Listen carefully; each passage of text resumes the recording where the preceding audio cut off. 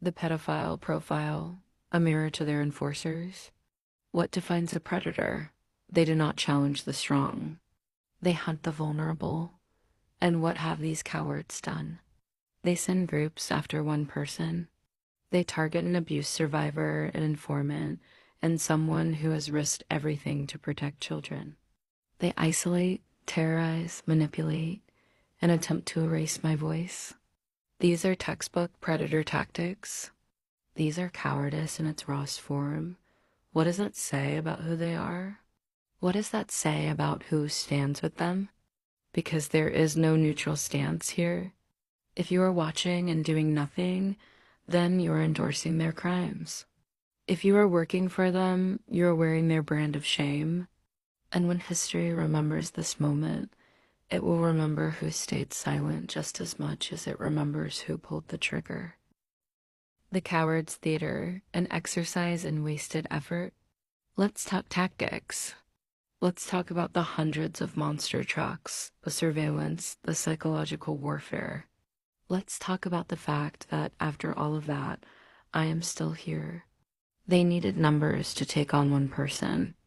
They needed coordination because they lacked the courage to face me individually.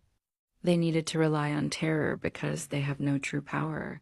And yet, I walk toward them, not away.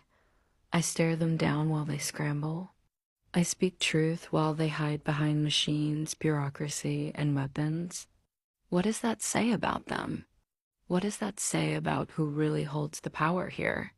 Because if I were so weak, so powerless, so insignificant, they wouldn't in as much effort to try to break me, but they do need it. And it still isn't enough. The power of witnessing and the end of plausible deniability. I have seen the shifts. I have seen some people break away from the crowd, realizing what they have been a part of.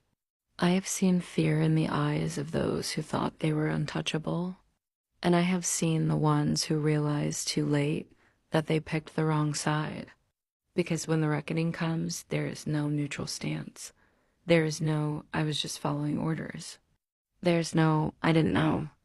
If Germany can hold civilians accountable for allowing genocide, if international courts can prosecute bystanders as much as perpetrators, then what do you think happens to those who have witnessed and done nothing? They too carry the weight of those crimes. They too are accessories to mass murder.